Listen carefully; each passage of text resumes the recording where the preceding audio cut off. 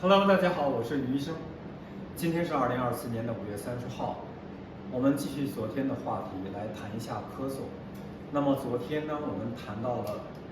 一个咳嗽的原因，在我们咳嗽的这个原因上面呢，其实主要的呢还是我们呼吸系统的事情啊。当然呢，呼吸系统之外的原因呢，我们昨天简单的也跟大家谈了一下啊。那么我们今天呢，就把主要的精力放在呼吸系统这边吧，因为这是一个最重要的一个原因。那么谈到了呼吸系统的原因呢，我们可以说从嘴巴、鼻子这边开始一直谈到肺。那么就说从上面我们说鼻窦、鼻腔，从这个角度上来讲呢，我们有一些个季节性的，比如说我们花粉过敏然后我们有一些个过敏性的东西，它刺激鼻腔嘛，它分泌物就增加了。分泌物增加之后呢，那么它这个脏东西如果往下边走到下面的气管呢，这个过程呢，它就身体就不喜欢嘛，就给它排出来，这就是咳嗽就发生了。还有的人呢，当然我们说鼻腔里面比如说一些个分泌物，就是说我们这边不是有好多的，我们叫鼻窦嘛那它那个鼻窦呢，它有一个先天的不足。这个鼻窦的不足呢，就是它的鼻窦的这个开口我们说有好多的鼻窦藏在里边的也有，它的这个鼻窦的开口它没有在最下边。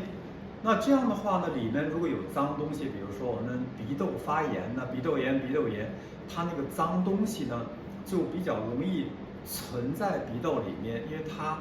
开口没有在最下，它流不出来，也不能够排出来。所以呢，这个鼻窦炎呢就挺麻烦的一件事情，它那个里面的东西越来积累越厉害，脏东西出不来嘛。然后它积累的很多的时候呢，比如说等你睡觉，你换一个姿势的时候，有的时候它那个脏东西呢，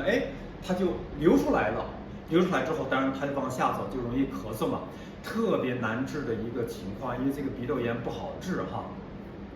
尤其这种慢性的鼻窦炎。对我们亚洲人来讲呢，这个慢性的鼻窦炎是特别常见的，因为我们这个就是我们的解剖的一个特点嘛，就是我们呢它的这个不像美国人呢，他那个鼻梁那么高就是它的解剖特点就是它那个开口呢比较不是那么很通畅，就是那个脏东西呢就容易积在里边嘛，就是不像那个老外呢，他那个比较开口鼻腔的比较高嘛，然后他那个开的口比较好，就容易这个脏东西呢容易排出来，就是说你堵住了之后，鼻腔矮的鼻梁嘛，就这个原因那么还有的一些个人呢，就是说他这个除了鼻腔鼻窦呢，他那个扁桃体嘛，那它发炎了之后呢，照样也会扁桃体发炎之后，那当然也会咳嗽嘛，对吧？嗓子又痛怎么样？那么说我们说从喉咙发炎、感冒一直往下走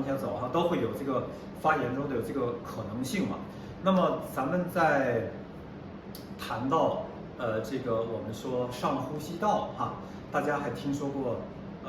这个上呼吸道的感染下呼吸道的感染，再往下面走就是肺了嘛。就是说从我们整个的这个呼吸道的这个角度上来看呢，如果它要是有发炎别管是什么样的一个发炎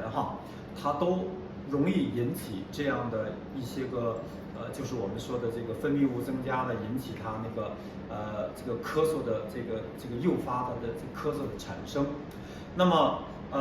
我们以前谈到在肺炎的时候，我们就说如果里面是有这个属于是一个病毒的，还是一个细菌的，还是说细菌病毒之外的虽然说我们说这个细菌的这种呢还是比较常见的，引起这个我们是呼吸道的感染嘛那么当然其实病毒呢它也有可能会引起我们的呼吸道的感染，是吧？那我们还谈到了一个疫苗，还记得我们说流感疫苗我们谈到那也是一个病毒的。我们还以前谈到了我们说的疫情，对吧？那是讲冠状病毒，不也是一个病毒的感染嘛就说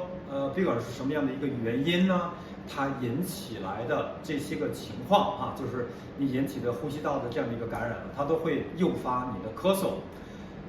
再往下走呢，我们也有一些个情况能够看得到的，就是说，比如说人呢，他抽烟的很多然后他就出现了肺气肿，有的人呢，还有的就是出现了我们说的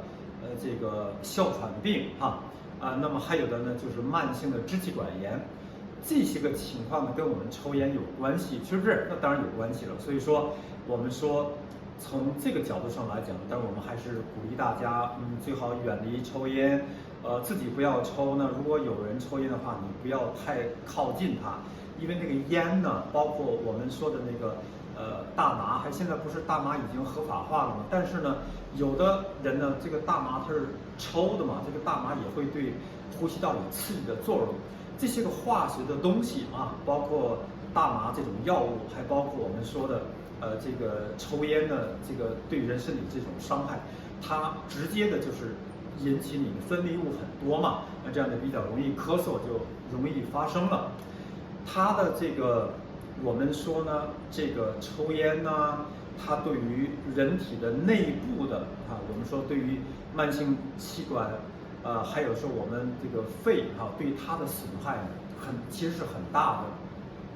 抽烟还可以诱发哮喘病嘛，就是大家知道邓丽君是不是？那么就是在泰国的时候，别管是什么原因嘛，它诱发了哮喘，然后它那个呼吸道突然之间就把它关上了，就收缩了嘛，这人就等于是憋死了，对不对？所以这个事情也是特别危险的一件事。那你抽烟，当然也有这个可能性，就会让他的呼吸道突然之间关闭嘛，像我们说的这种哮喘病就特别容易发生。那么慢性的这个支气管炎呢，它是一个慢性的那么这个支气管呢，因为它是有软骨的，它不会说突然之间让你的气道关上，但是它的虽然说不会说有那个突然呼吸停止的这个情况，但是它这个抽烟也好，这个慢性的刺激，它经常的会发生这样一个咳嗽的原因，就是说这些分泌物总也是抽烟它刺激之后咳不出来，所以这个人呢就咳得非常的厉害。如果说我们说抽烟往下走呢，到了肺就要引起你那个肺组织的破坏，就变成一个肺气肿嘛。就好比是说我们本来那个肺就新鲜的肺，就好像一个很好的一个海绵一样，就是它有中间是松松的嘛，它的气体的可以流的。如果你经常抽烟的损伤你的肺呢，它这个海绵呢就烂掉了，那就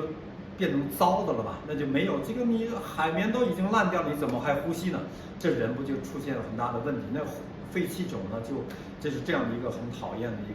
个情况。那么你的呼吸就非常的困难，因为海绵没有了，那都烂掉了，不工作了，那你的人的肺就不工作，怎么呼吸呢？是不是那就困难了？